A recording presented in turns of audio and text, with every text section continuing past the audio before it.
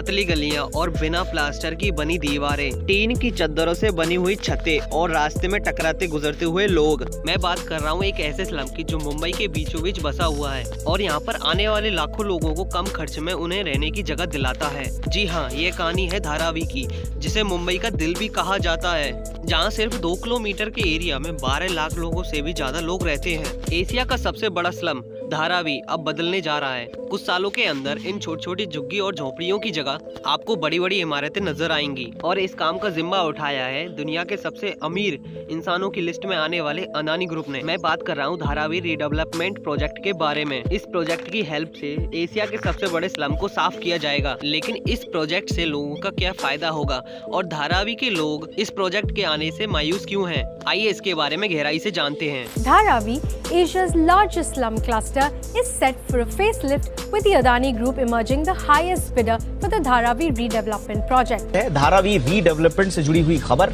Dharavi redevelopment project की बोली को अदानी ग्रुप ने जीत लिया है। दोस्तों, अगर आपने धारावी को पास से नहीं देखा है तो आपने स्लम डॉग मिलियनेयर और गली बॉय में उसकी झलक देखी होगी। दोस्तों, आपको जानकर हैरानी होगी कि 18वीं सदी के दौरान यह जगह एक आइलैंड हुआ करती थी, लेकिन जैसे जैसे समय बदलता गया इस आइलैंड का पानी कीचड़ में बदलता गया, जिसकी वजह से यहाँ मछली पकड़ने का काम बंद हो गया। फिर बाद में यह जगह एक गाँव में बदल गई जहाँ कोली समुदाय के मछुआरे रहा करते थे और इसी वजह से यह जब कोलीवाड़ा के नाम से जाना जाता था। फिर आया 1850 का शतक, जब ब्रिटिश राज और ईस्ट इंडिया कंपनी ने बॉम्बे को खूब डेवलप किया। उस समय वहाँ कई प्रकार की इंडस्ट्री बनाई गई, जिसमें से एक थी डैनरीज यानी कि लेदर इंडस्ट्री। अब इस इंडस्ट्री में काम करने के लिए लोग कई जगह से आने लगे और फिर धीरे धीरे धारावी बसना शुरू हो गया। इसके बाद 1895 में अंग्रेजों ने धारावी की जमीन को वहाँ के रहने वाले लोगों को 99 साल की लीज पर दे दिया।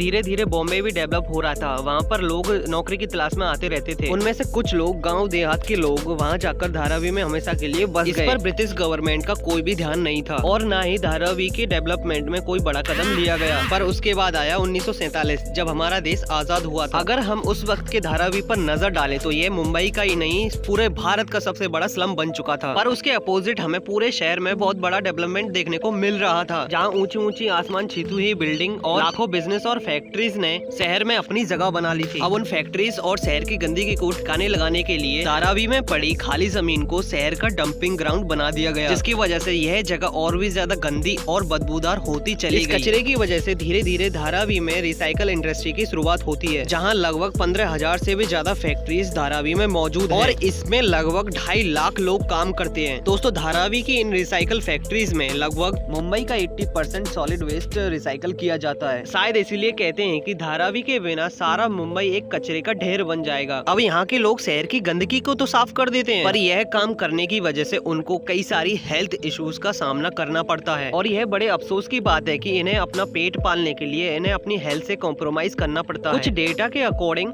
सन 1999 से लेकर 2016 तक मुंबई का वेस्ट जनरेशन लगभग 105% से बढ़ा था और आज यह और भी तेजी से बढ़ता ही जा रहा है। लेकिन अच्छी बात यह है कि इसमें से बहुत सारा वेस्ट रिसाइकल कर लिया जाता है। आज यह स्लम एरिया ही भारत के फाइनेंशियल कैपिटल को उसके अपने कचरे से ही बचाता है। दोस्तों, धारावी के अंदर सिर्फ रिसाइकिल का बिजनेस नहीं, यहाँ कपड़ा, मिट्टी के बर्तन, चमड़ा, स्टील प्रोडक्शन जैसे लगभग 500 से भी ज्यादा इंडस्ट्री मौजूद है। इस स्लम में 15,000 से भी ज्यादा सिर्फ ऐसे कारखाने हैं जो सिर्फ एक कमरे के अंदर बने हैं। यहाँ पर बनाई जाने वाली चीजें सिर्फ इंडिया में ही नहीं बल्कि ई कॉमर्स जैसी वेबसाइट पर भी बिकती हैं और यही कारण है कि धारावी का एनुअल रेवेन्यू $1 बिलियन तक पहुँच जाता है और इससे आप यही अंदाजा लगा सकते हैं कि इंडियन इकोनॉमी में धारावी का कितना हाथ है। दोस्तों, जब भी हम किसी स्लम के बारे में सुनते हैं तो हमें सिर्फ झोंपड़ी झुग्गियाँ और कम पढ़े लिखे लोगों की इमेज बनती है, लेकिन धारावी इस मेंटेलिटी को बदलने का हुनर रखता है, क्योंकि धारावी भारत का सबसे पढ़ा लिखा स्लम माना जाता है, जहाँ का लिटरेसी रेट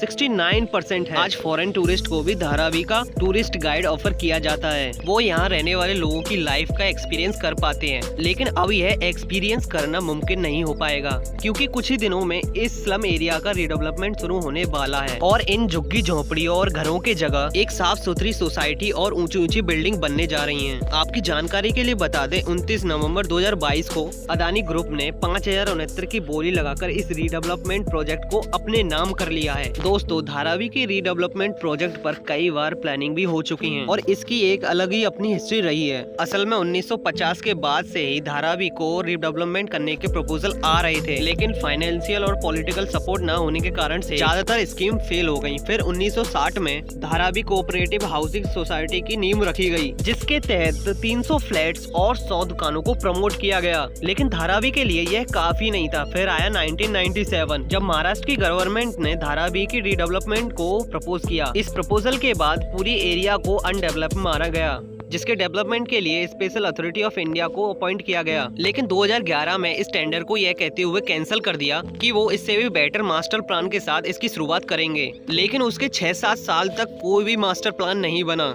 फिर 2018 में वापस से इस प्रोजेक्ट को ओपन किया गया और इसके लिए पूरी दुनिया से टेंडर मंगवाए गए और बिडिंग के बेसिस पर 2019 में धारावी रीडेवलपमेंट प्रोजेक्ट दुबई की एक साइक्लिंग टेक्नोलॉजी कॉर्पोरेशन को यह टेंडर दे दिया गया। लेकिन दोस्तों टेंडर जीतने के बाद भी साइक्लिंग टेक्नोलॉजी इस प्रोजेक्ट को कभी चालू नहीं कर पाया, क्योंकि बाद में फैसला हुआ कि उसके नियर बाई रेलवे स्टेशन को भी उसमें इंक्लूड किया जाएगा और इसीलिए महाराष्ट्र गवर्नमेंट ने पुराने टेंडर को कैंसिल कर एक नया टेंडर लाने का प्लान बनाया। अब क्योंकि रेलवे सेंट्रल गवर्नमेंट के अंडर आता है, इसलिए कुछ पॉलिटिकल डिफरेंसेस की वजह से रेलवे इस प्रोजेक्ट का हिस्सा नहीं बन पा रहा था। लेकिन इस बार सेंट्रल गवर्नमेंट ने रेलवेज को इस प्रोजेक्ट में शामिल कर दिया है। दोस्तों इसमें डीएलएफ ने 2025 करोड़ की बोली लगाई थी, लेकिन इसके दोगुने से भी ज्यादा यानी कि 5070 करोड़ में अदानी ग्रुप ने इसे खरीद लिया है। इसमें टोटल 7 साल की टाइम लिमिट्स तय की गई है, यानी कि इन 7 सालों में अदानी ग्रुप को धारावी का रीडेवलपमेंट प्रोजेक्ट पूरा करके देना होगा। अब दोस्तों आप लोगों के मन में यह सवाल जरूर आ रहा हो कि इस प्रोजेक्ट से गवर्नमेंट और यहाँ के रहने वाले लोगों को क्या फायदा होगा। तो आपको बता दें यहाँ पर रहने वाले लोगों के लिए पक्के मकान और साफ सफाई और रहने के लिए बेहतर जगह अवेलेबल कराई जाएगी। लोगों को पानी की किल्लत से छुटकारा मिलेगा और आने वाले टाइम में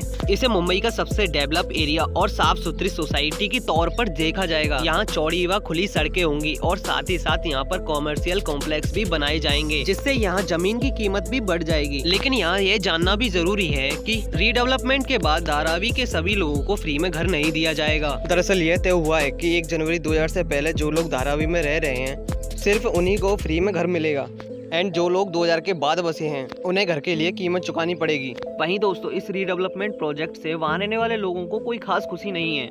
बहुत से लोगों को कहना है कि रीडेवलपमेंट प्रोजेक्ट के बाद धारावी अपनी असली पहचान खो देगा, क्योंकि हर साल 20,000 फॉरेन टूरिस्ट धारावी को देखने के लिए आते हैं और यहाँ की लाइफ को एक्सपीरियंस करने के लिए इंडिया आते हैं। और यहाँ के लोकल्स को यह भी डर है कि इस डेवलपमेंट की वजह से यह छोटे छोटे बिजनेस को बिल्कुल ठप कर देगा। देश की फाइनेंशियल कैपिटल के बीचों बीच धारावी स्लम चमड़े, जूते और कपड़ों को मैन्युफैक्चर करने का एक बहुत ही बड़ा हब है। लेकिन इस रीडेवलपमेंट प्रोजेक्ट के बाद इन छोटे बिजनेसों को कैसे दोबारा चालू किया जाएगा? क्या लोग बेरोजगार हो जाएंगे या गवर्नमेंट इन बिजनेस को दोबारा चालू करने के लिए सपोर्ट करेगी? इन सवालों को लेकर लोगों में बड़ी चिंता देखने को मिल रही है। स्लम में काफी बिजनेस ऐसे भी हैं जो बिना लाइसेंस के चल रहे हैं, लेकिन इस रीडेवलपमेंट प्रोजेक्ट की वजह से सारे बिजनेस बंद हो जाएंगे और धारावी की बड़ी आबादी बेरोजगार हो जाएगी। साथ ही धारावी के लोग इस बात से भी दुखी हैं कि पहले उन्हें 400 स्क्वायर फीट की जगह देने का वादा किया गया था, अब शायद उन्हें 300 स्क्वायर फीट जमीन दी जाएगी।